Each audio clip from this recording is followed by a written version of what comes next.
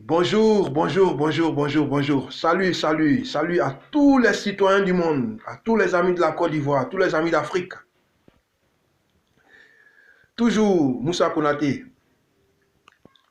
membre de GPS, soutien indéfectible et inconditionnel de notre leader générationnel Guillaume Soro, contraint de vivre en exil à Paris aujourd'hui, par des gens pour qui il a contribué grandement pour qu'il puisse accéder au pouvoir aujourd'hui. Également, je me fais appeler comme ça le nouveau Franklin Nyamsi du Burkina Faso. Voilà, donc enseignant de philosophie des lycées également. Merci, merci, merci. Donc, pour tous ceux qui s'habitueront à moi, likez ma chaîne YouTube, likez, abonnez-vous à ma chaîne, à ma page. Et je pense qu'ensemble, on va, dans une certaine mesure, apporter notre contribution afin que les lignes bougent, je dirais, les choses changent. Non seulement en Afrique, dans notre sous-région ouest africaine, et dans notre très chère Côte d'Ivoire. Comme je l'ai dit chaque fois et à chaque fois, poumon économique, locomotive de notre Afrique de l'Ouest. Donc aujourd'hui, je ne vais pas être trop long. Je ne serai pas trop long. Je vais être bref. Mon intervention d'aujourd'hui porte sur les arrestations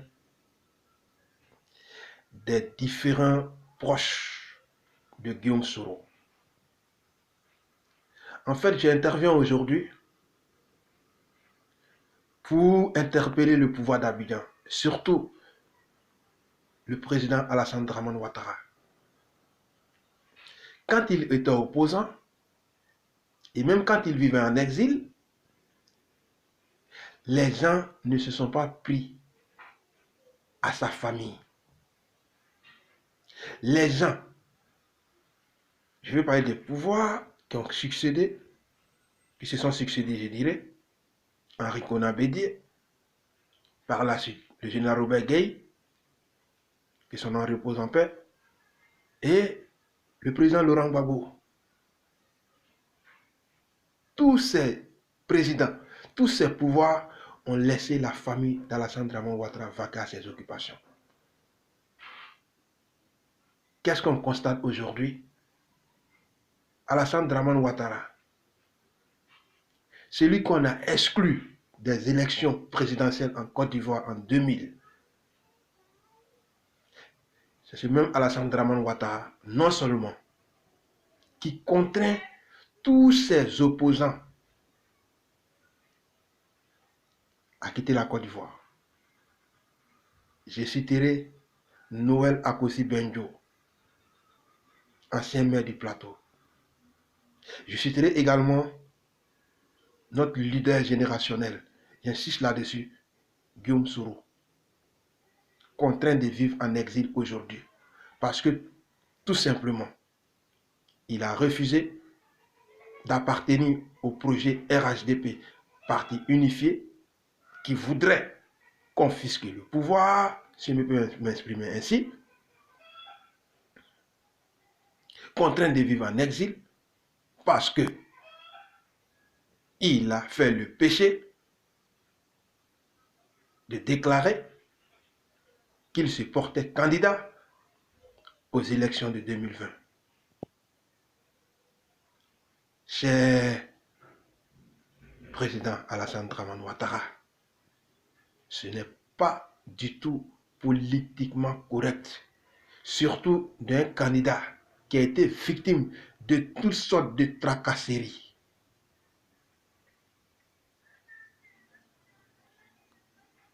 Quelqu'un pour qui beaucoup d'Ivoiriens sont morts.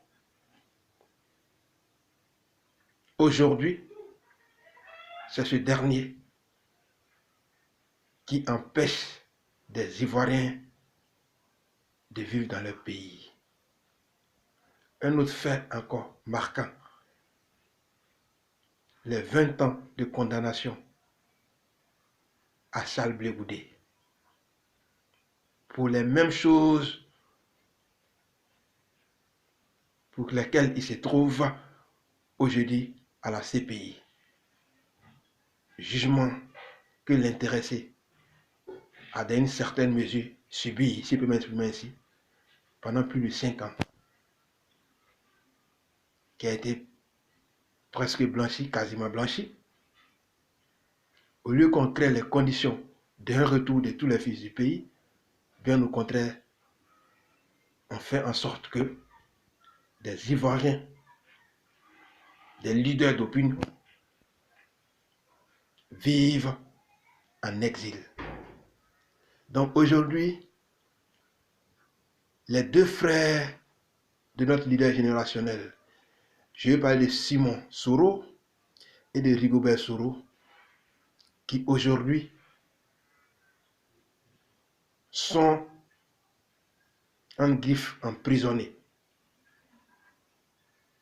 En plus de ces deux-là, tous les lieutenants de notre leader générationnel sont en prison. 5 députés en prison. On n'a jamais vu ça en Côte d'Ivoire, sauf sous le règne d'Alassane Dramane Ouattara. 5 élus du peuple. Que fait-on avec la loi ivoirienne? Ne bénéficie-t-il pas de l'humilité parlementaire? C'est une entorse, j'insiste là-dessus, pour la démocratie. Non seulement pour la Côte d'Ivoire, mais pour l'Afrique en général. Tous les proches de Guillaume Soro aujourd'hui sont emprisonnés. Cela ne rend pas service à la démocratie ivoirienne. Cela ne rend pas service à la démocratie ouest-africaine. Cela ne rend pas service à la démocratie tout court. Donc j'interviens aujourd'hui tout simplement, au risque de me répéter, pour dire au pouvoir d'Abidjan, quand vous étiez opposant, les gens ne se sont pas pris à votre famille, à vos proches. Pendant ce temps, quand Ouattara était opposant, sa mère, paix à son âme, vivait encore. Personne ne s'est pris en elle. Ses frères et sœurs vivaient en Côte d'Ivoire. Personne ne s'est pris à eux. Mais pourquoi aujourd'hui, Ouattara? Parce que les gens sont opposés à toi, vous en prenez à leur famille. Et la goutte d'eau qui fait déborder le vase, tous les comme zones qui ont contribué à l'avènement de Ouattara au pouvoir font l'objet de perquisitions de leur domicile. Aujourd'hui, c'est malheureux. C'est malheureux. Et c'est malheureux. Nos hommes politiques ne tirent aucune leçon du passé. Rappelez-vous, cher président Alassane Ouattara et entourage et compagnie, du cas du Congo. Kabila père, quand il parvenait au pouvoir, tous ceux qui ont contribué à ce qu'il parvienne au pouvoir, il a commencé à faire un nettoyage autour de lui. On a vu les conséquences. Aujourd'hui, c'est vrai qu'on dit en politique, comme l'a dit le président Chirac d'ailleurs, ce qui est vice en morale est vertu en politique. Ce qui est vice en morale est vertu en politique. Pour ne pas dire que la trahison est une vertu en politique. Mais, comme le dit l'adage, rira bien qui rira le dernier. Et un autre adage d'ajouter, qui règne par l'épée, périra par l'épée. Donc l'un dans l'autre, tout cet orchestre politique, je dirais ça comme ça, dessert la Côte d'Ivoire. Laissez les gens vaquer à leurs occupations. Est-ce un crise de lèse-majesté d'être un frère du président Guillaume Soro? Est-ce un crime de lèse-majesté d'être un proche de Guillaume Soro? Est-ce un crise de lèse-majesté de partager les mêmes opinions que le président Guillaume Soro? Est-ce une crise de lèse-majesté de ne pas épouser le projet RHDP? Au risque de me répéter, c'est malheureux pour notre très chère Côte d'Ivoire. C'est malheureux pour notre démocratie africaine. C'est malheureux pour l'héritage politique que le président Alassane Ouattara est en train de laisser à la Côte d'Ivoire. Donc, comme je l'ai dit, je ne suis pas long aujourd'hui. Le Franklin Nyamsi du Burkina Faso, soutien indéfectible et inconditionnel du président Guillaume Soro ici au Burkina Faso. Membre de GPS, le mouvement créé par notre leader générationnel. La jeunesse africaine doit prendre son destin en main. La jeunesse africaine doit refuser qu'on lui dise qu'elle est jeune à 50 ans.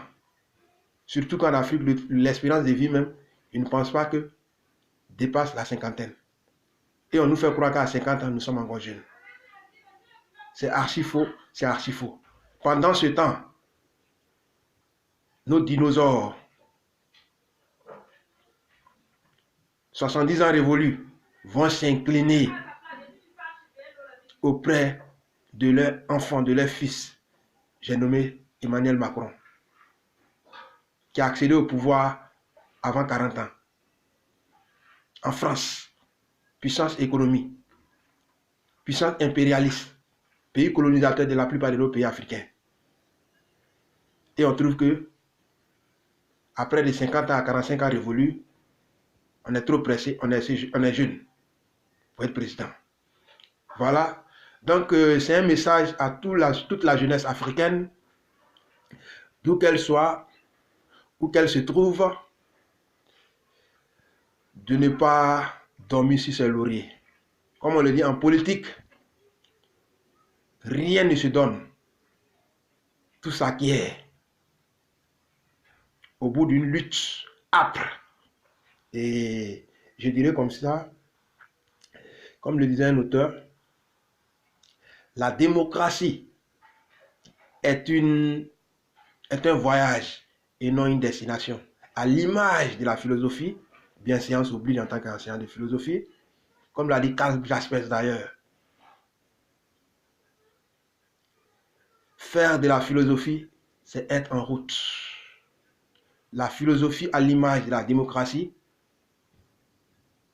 est un voyage permanent, est une recherche permanente, est une quête perpétuelle de la perfection, je dirais, de la vérité.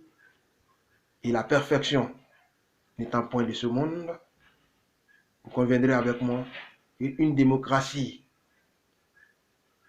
parfaite n'existe point dans ce monde. Donc voilà, et toujours, je vais clore mon propos aujourd'hui avec un proverbe en djoula ou souvent en bambara ou en malinké.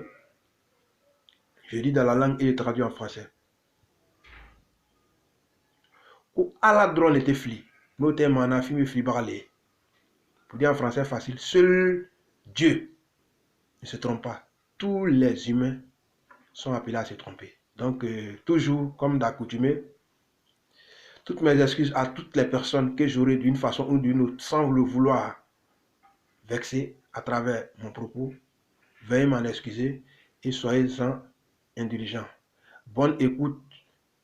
Merci et à bientôt.